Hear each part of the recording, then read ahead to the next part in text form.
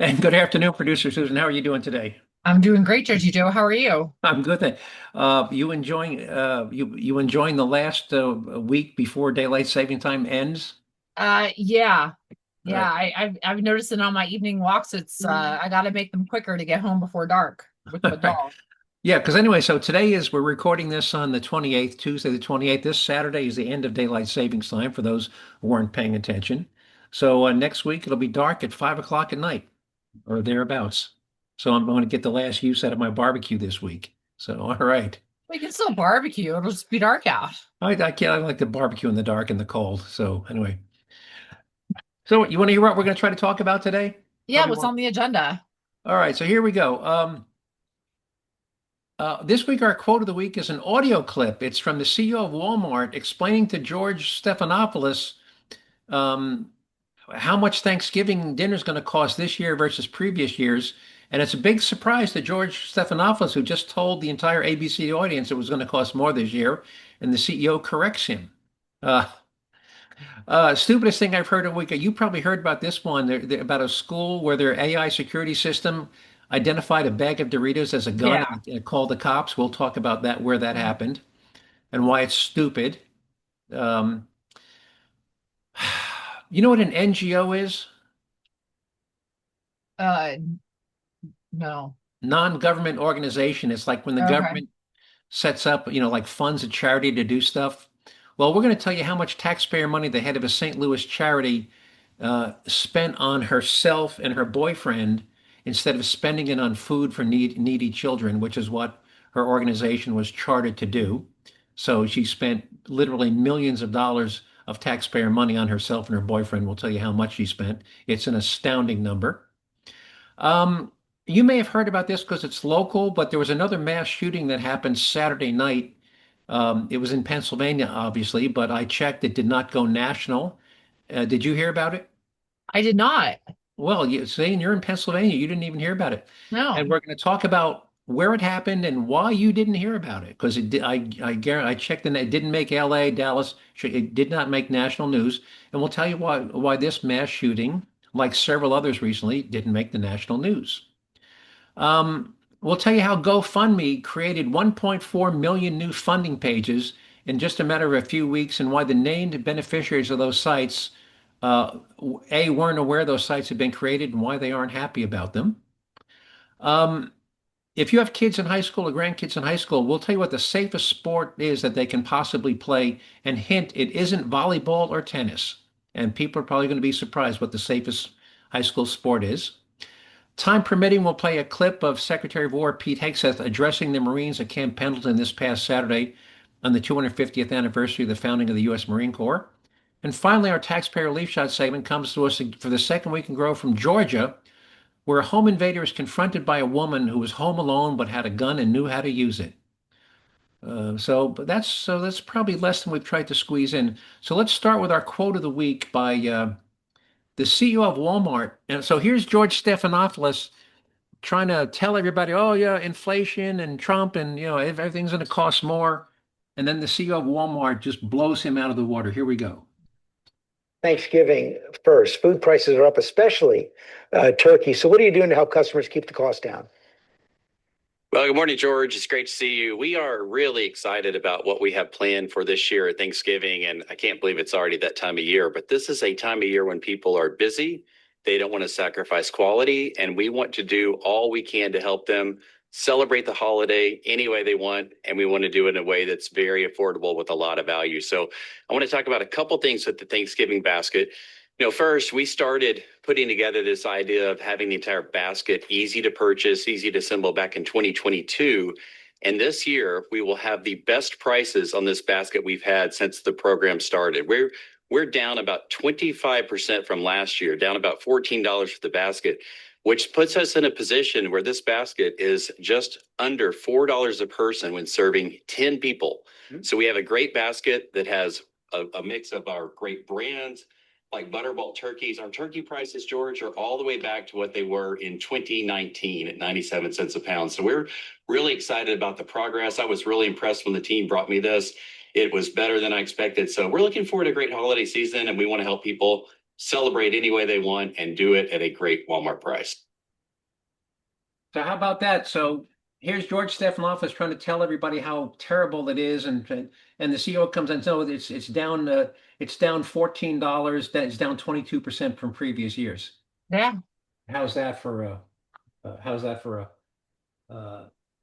a quote? So it kind of you think a guy like George Stephanopoulos and the staff he had would know better than to say something like prices are up and the CEO of Walmart comes on and blows them out of the water. Yeah. So, so somebody I'm sure on his staff is going to get reamed out for that. All right, so let's go on to stupidest thing I've heard all week. Now you probably heard about this, and I'm going to play a video. So in Baltimore, they implemented a system where they had AI would scan video of students coming in and out of the school and in the hallways. And they Yeah. identified this one kid, he had a Doritos bag in his hand. The AI system said, "Oh, this kid's got a gun in his hand." And somebody in the school office called, uh, hang on, called the police. 8 police cars showed up. Nobody in the school bothered to actually look at the video themselves, and 8 police cars, and they had this kid on the ground with a gun pointed at his head. So here's this report. Keep your hands on your head. Keep walking towards me. Baltimore County Police handcuffed and searched a high school student after his school's security system, which is powered by AI, flagged the teen's empty bag of chips as a possible firearm.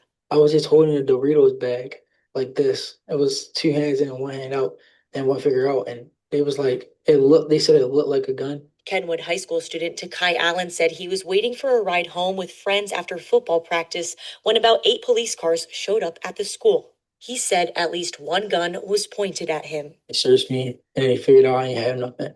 Then they went over there to where I was standing, found the bag of chips on the floor. A district spokesperson said the district security department canceled the alert after confirming there was no weapon.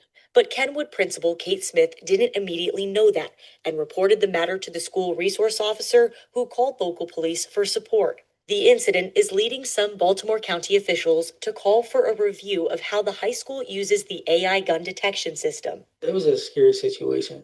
It's nothing I've been through before. Baltimore County's superintendent said reviewing the system and security, quote, is part of our regular practice. Meanwhile, Omnalert, the company that makes and monitors the security system, expressed regret over the incident, but said, quote, the process functioned as intended to prioritize safety and awareness through rapid human verification. CNN has asked Baltimore County Police for comment. Yes, you, come here. So you think there's going to be a lawsuit popping out of that one? Yeah, AI is not supposed to replace humans. It's supposed to help us do our jobs better. And this is another perfect example where, AI is infallible or, not infallible, that it's supposed to be a tool to help us, not do our jobs for us. Yep. So somebody's going to get sued. I think they're going to settle that one quickly. Yeah. So that kid's going to have he's going to have fun. He's going to have money for college. So no problem there. All right, let's go on to our next one. All right, so earlier, just a few minutes, I asked you if you know what an NGO is. NGOs, when, a lot of this stuff with USAID that we've talked about in previous months, what happens is that the government will fund these supposed charities. They do stuff and they fund the charities. They're called non-government operations, NGOs, but they're funded with tax dollars, either city, county, state, but typically federal. And what frequently happens, by the way, like Stacey Abrams down in Georgia set up one. She put $100 in a bank account. She funded an NGO, and the Biden administration gave her $2 billion to distribute. And the first thing they do is they all pay themselves absurd salaries. And frequently, by the way, part of the deal is that they then kick back. Well, it's not a kickback, but they contribute millions of dollars back to the politicians' campaign committees. So in St. Louis, this woman set up a charity or an non-government operation to, quote, provide food to needy children. And I'm going to read you the quote from the story. A Missouri charity boss swiped nearly $11 million meant for starving, low-income kids and blew it on lavish items such as mansions, a flashy yellow Mercedes for her boyfriend, and cars for herself, and plus lavish vacations. She claimed she had spent $20 million of the federal allocated. She claimed that she had spent all 20 million of the federally allocated taxpayer money to feed the children between February of 19 and March of 2022. But 11 of more than half of that $20 million went to her personally and her boyfriend. So what do you think about that one? Yeah. You got to watch these nonprofits. By the way, if you think that is a rare and unusual story, it is not. NGOs are notorious for misusing those funds. All right, so let's move on to another mass shooting you didn't hear about. You ever heard of Lincoln University? I don't think that I have. It's in Philadelphia. You know what an HBU is? Yeah, historically Black university. University, HBO. Well, Lincoln University is a historically black university in Philadelphia. They had their homecoming football game Saturday, and following the homecoming game, they had a celebration. And guess what happened at the There was a celebration? shooting. A gunfight broke out. Multiple shooters shooting at each other. One dead, six wounded, some in critical condition. The only person they've arrested so far is a 25-year-old African American male. Didn't make the national news. Why? It was a mass shooting. Why didn't it make the national news? Unfortunately, just similar to Chicago, this is a regular occurrence in Philadelphia. It's black on black. It was black on black crime. Now, again, I guarantee you, had the shooter been a white male with an AR-15, it would be national news. But it's black on black crime. It is not. The media elects not to cover it. So again, if you want to Well, look, here's what I find interesting about that, though, is that you said this happened at Lincoln University, where I'm assuming that this may have I'm involved sorry, students. Lincoln College, or Lincoln Sorry, College. Lincoln College. So I'm assuming that it was university or college students Yep, that are well educated. yep. So Well, I find it interesting that these were probably not, if they're college going students, they're probably not in a gang. So well, I don't know. this has nothing to do with race, though. I don't know if it was just if it was all college. It was the one guy they did arrest. He's a 25-year-old African American male with all sorts of tattoos. A little old to be a college student. Grad student, maybe. Maybe a grad student, but again, multiple shooters, multiple guns.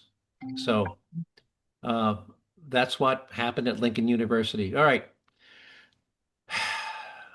Anything you want to add to that before we move on? No, I just find it interesting that assuming that the participants were members of the college, that, these are educated people. So what are they doing? Well, you can't assume that because if it's a big party, like when you've got homecoming at Penn State, they've got people come from all around, alumni and right. Yeah.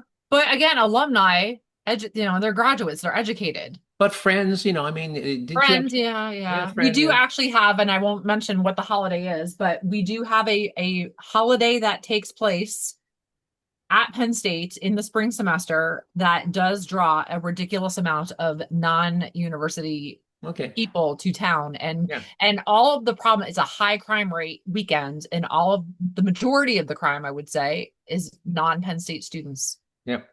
So again, but being in Philadelphia, this was the place to be Saturday night. It was Mhm. it was a nice night. It was a place to be. Big party at Lincoln University. So anyway, all right. Safest sport. Now I think you already know the answer to this, but here's the quiz. So based on accident reports, including broken bones, concussions, eye injuries, sprained ankles, cuts, bruises. So you would think. What's the safest high schools? Well, certainly not football, and certainly not basketball. Maybe baseball, lacrosse. You'd think maybe volleyball or tennis, but guess what? The answer isn't any of those. You know what the answer? What the I, safest I sport? I do know what the answer is. It's And what's shooting. shooting? Rifle Shooting, teams and trap rifle shooting. team. Yeah. Rifle teams and trap shooting. Remember, about 4 or 5 months ago, every year they have this national high school trap. They had what 5,500 kids for 3 days with Mhm. shotguns, and nobody got wounded, nobody got shot. That's an annual event. It's been going on for 20 years. Anywhere from 3,000 to 5,000 college high school age kids with shotguns for 3 days, and nobody ever gets shot. Rifle teams. I was on a rifle team when I was in high school. There's no record of anybody ever getting shot or wounded either by being a member of a rifle team or a trap shooting squad. So if you're looking for the safest sport for your kids to be involved in, it's either the rifle team or trap shooting. And believe it or not, particularly in the Midwest, there's a lot of schools with trap shooting. Hmm. So, all right. We got a lot of time left, right? Yeah. All right.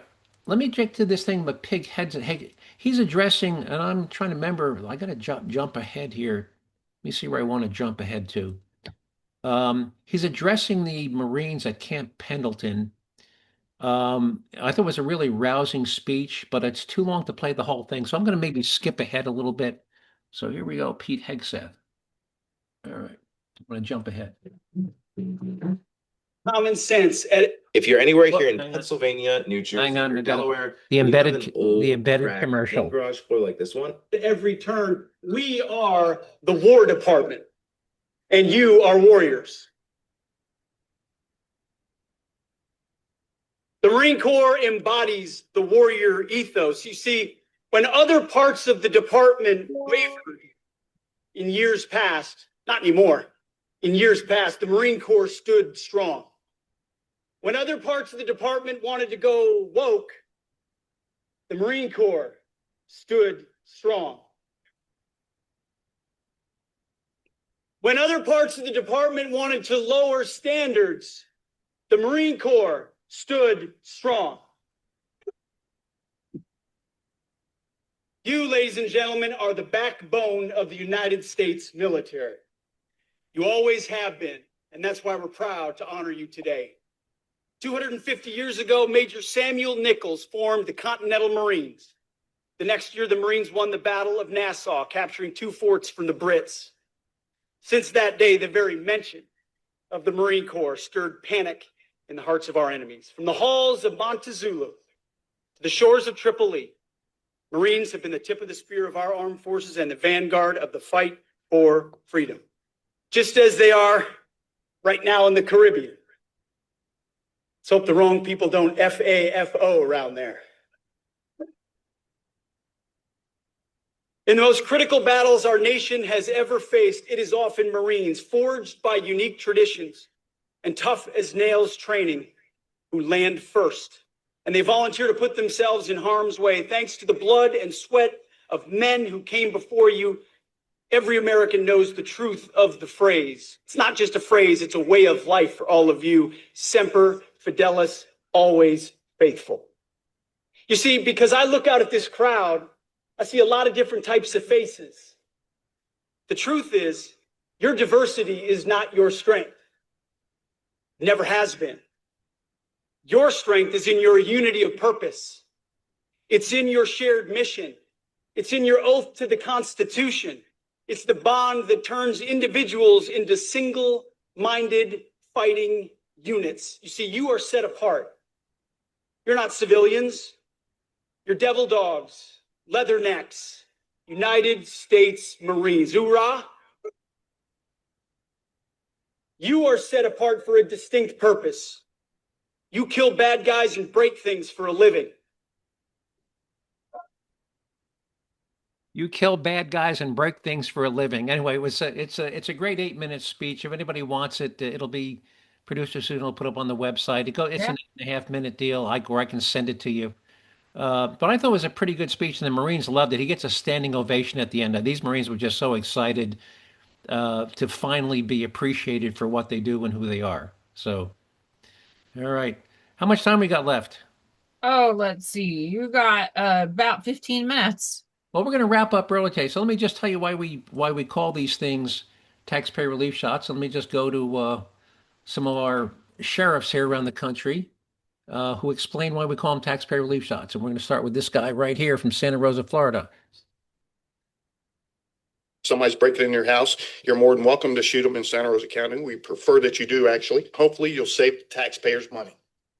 And then, of course, we got Sheriff Grady Judd. Let me see what Sheriff Grady Judd's up to here. But we have received information in social media that some of the criminals were going to take their criminal conduct into the neighborhoods. I would tell them, if you value your life, you probably shouldn't do that in Polk County, because the people of Polk County like guns. They have guns.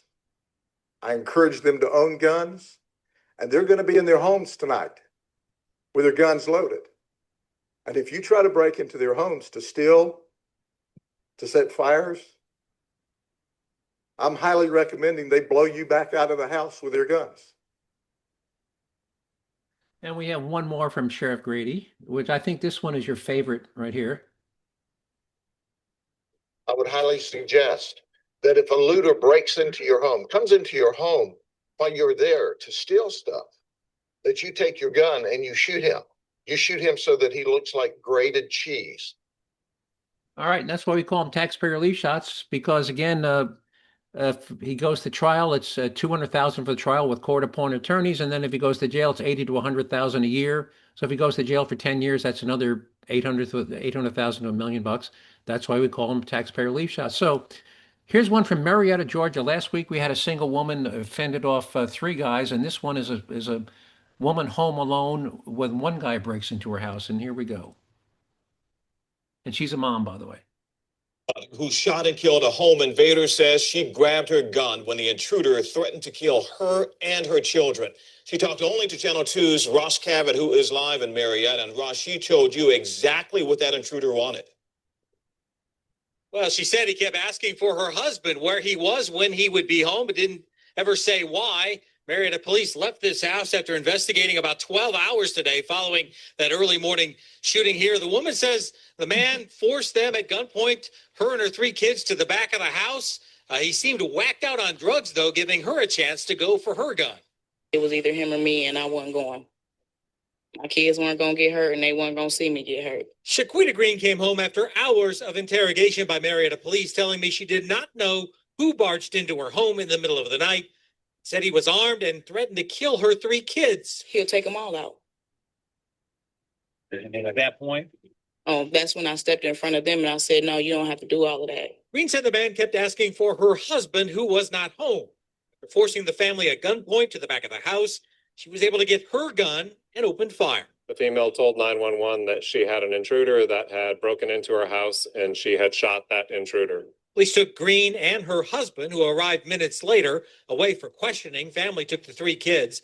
Neighbors say Griggs Street, a one-way street featuring a mixture of old and renovated homes, rarely sees police activity. Lived here my entire life. It just makes you think who's coming in, and it's one way in, one way out. Green's husband believes there's another suspect out there who brought the home intruder into the neighborhood.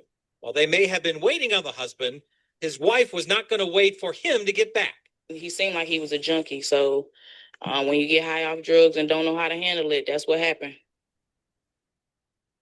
Marietta police have not yet identified the man who was killed here today, saying they're still trying to find his family. They also won't say anything about the search for a potential second suspect in this case. Coming up on Channel 2 Action News at 6 for Shaquita Green. This was not the first time she's been involved in something like this. We'll also tell you why she was upset with Marietta police following her long hours of interrogation. We're live in Marietta. Ross Cavett, Chip.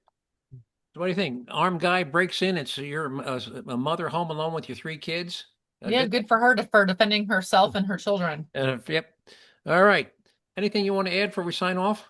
No, we've got Halloween on Friday. We've got Penn State Ohio State game on Saturday. We've got the end of daylight savings on Sunday. I think there's one thing that the entire country can agree on is that we need to stop with the back and forth. But I think the real debate comes in is, do we stay on standard time or do we stay on daylight time? And I think this is something that you and I actually disagree on. Yeah, I prefer daylight savings time year round. You prefer standard, but I could live with either. Yeah. Either is better than what we're doing. By the way, the new thing now is called lock the clock. So anyway, lock the clock. All right.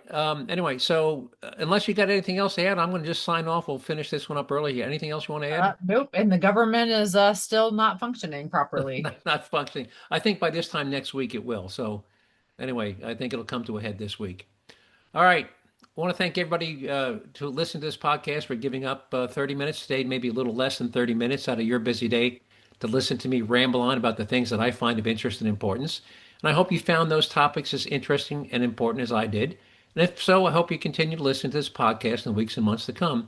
If you want to see some of the materials and story links you heard me talk about today, you'll be able to find them on the Jerzee Joe website at jerzeejoe.com, with Jersey being spelled Jerzee. Just remember to put Jersey RZ and 2 E's. Or if you'd like me to send you one of those links directly, just email me to joe@jerzeejoe.com. Just remember to spell Jersey with an R, a Z, and two E's. And with that, producer Susan, unless you've got anything to add, we'll sign off and we'll talk to you next week. You good? All right. Yeah. All right. Talk to you next week. Bye-bye.